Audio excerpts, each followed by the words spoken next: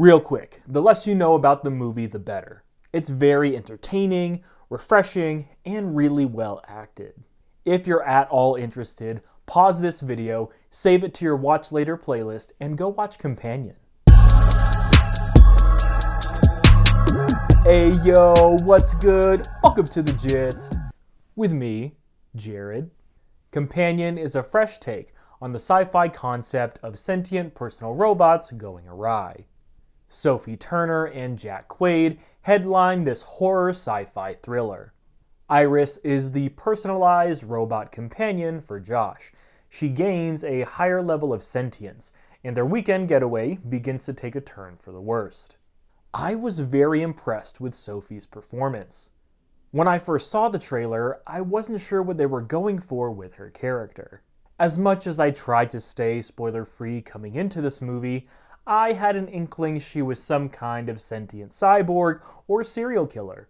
Now, even if you didn't know she was a robot, the first 30 or so minutes did a pretty good job at humanizing her. I appreciated the subtlety in which they crafted her character and her perspective. There have been two moments in my life when I was happiest. The first was the day I met Josh. I'm Josh. I'm Iris. And the second, the day I killed him. It had me second-guessing my initial hypothesis of the film. Her facial expressions and movement patterns were spot on. You could tell there was something a bit off about her character. There were moments where it was just awkward enough to get you thinking that she wasn't an organic, normal human being, but rather a sentient robot. There were also subtle lines of dialogue in that setup portion of the film that hinted at that upcoming reveal. Thankfully, the movie gets to the point early, and I really appreciated and enjoyed the added layers of complexity to the plot. Jack Quaid is one of those actors that moves the needle for me. I have liked his performances in the projects I've seen him in. Whether it was in smaller roles, voice acting roles, or more of a mainstay, he has often been a clear standout of what has made a piece of entertainment good. And his role as Josh in Companion did not disappoint. I not only liked the straightforward aspects of his character, but also the ways they further developed the plot through him. Speaking of the plot, it is straightforward and paced well. I was immediately engaged with the story, and the way they further developed it was executed nicely. There were maybe one or two scenes that I felt like didn't need to be there or were drawn out. I do have a gripe with the third act of the film and its resolution, but I'll address that in spoilers.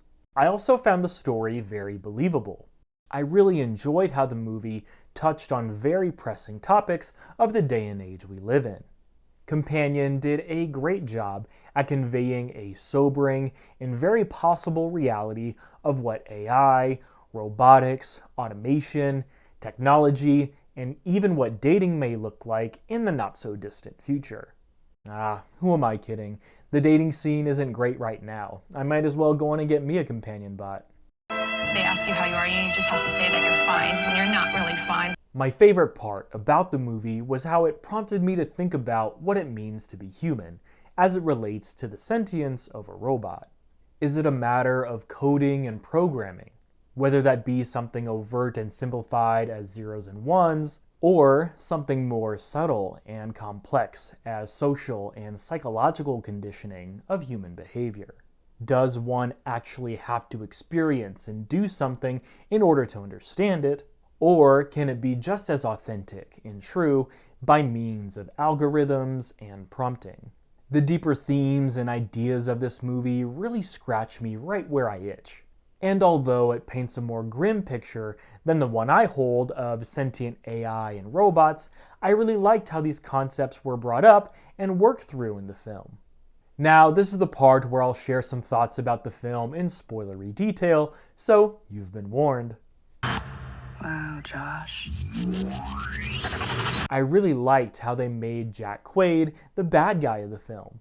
It was easy to understand where his character was coming from. I was entertained by how the movie started at conveying him as a wholesome good guy, and then step by step, the sinister and selfish plot unfolds. It feels a bit low-hanging fruit to describe his character by the end of the movie as an incel trope, but the dialogue and behavior make it pretty clear that he's a caricature of that stereotype of men. I didn't find it bothersome because the rest of the movie isn't heavy-handed with its messaging of socio-cultural topics of gender and sexuality, as is often the case with plenty of other media today. Rather, the DEI aspects of the film felt more organic and subtle. Plus, Jack Quaid's performance was so enjoyable that it made this aspect about his character a moot point for me. Now, obviously, when it comes to a movie like this, there's a level of suspension of disbelief that is required. As mentioned, I liked how they constructed the world in such a way to make a companion emotional support robot believable. I liked how they introduced the customization, personalization, and modification aspects of one's robot in the film. However, a slight nitpick would be on the intelligence level setting the movie brings up. We are told that standard operational settings of 100 level intelligence equates to an individual of Ivy League education. So, once the film reveals Iris is a further jailbroken and modified AI robot platform, a really nice touch by the way, I had a bit of an issue with how her character attempted to resolve the predicament she was in. The movie had a way more grounded approach to the outcomes of her intelligence upgrade than I was hoping. Iris makes herself 2.5 times more intelligent, being that she's a robot with some kind of Wi-Fi cellular connection. I was thinking she would have had a way to download combat and strategic enhancements to get out of her situation. Not only that, I think it would have been more interesting if she was able to indict Jack Quaid of his thievery and murder scheme, but also condemn her creator of Empathix Robotics. Going down a path like this would showcase a lot more cunning and maybe position the movie to take a more harrowing and overt stance on AI, robotics, and the possible dangers they present. Again, the movie does a solid job at conveying the technological prowess of Iris and the world our characters are in a believable and authentic way. I liked how they showcased her going through the possible options of getting out of her predicament. It's just that sentient AI can get to a very imaginative sci-fi place.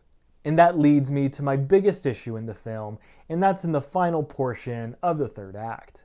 I didn't like the resolution of Patrick, the other companion robot. It was pretty cliche and abrupt. But moreover, I really didn't like how the service technician just gave Iris complete free will and then we don't hear from him again. So I think it would have been more interesting if at this point in the film, the technician gives Iris a veil of true freedom. But then there's a fail-safe for the company to do a remote shutdown, and they take her away after she gets vengeance on Jack Quaid. Again, not enough to tarnish my experience with Companion, but something that was a bit bothersome for me with the story overall. And that's the gist to some of my spoiler-free and spoiler-filled thoughts on Companion. This movie was a delightful surprise. The horror genre isn't my cup of tea, but I was thoroughly entertained with this movie. I really appreciated the performances all around and how thought-provoking it was. What did you think of Companion? Would you get a companion bot or would you keep it all natural? Hit me up. Let me know your thoughts in the comments down below. I'll catch you next time on The Gist.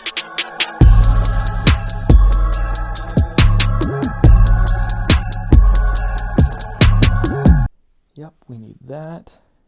Can't have that. Yep, that one. Can't have that. Need that. Hey, Elon. Yeah, I was just going through the catalog. Could you do something a bit more Margot Robbie, Blake Lively, Halle Berry? For sure. Oh, and can't she sing like Carrie Underwood? My guy. Oh, one more thing.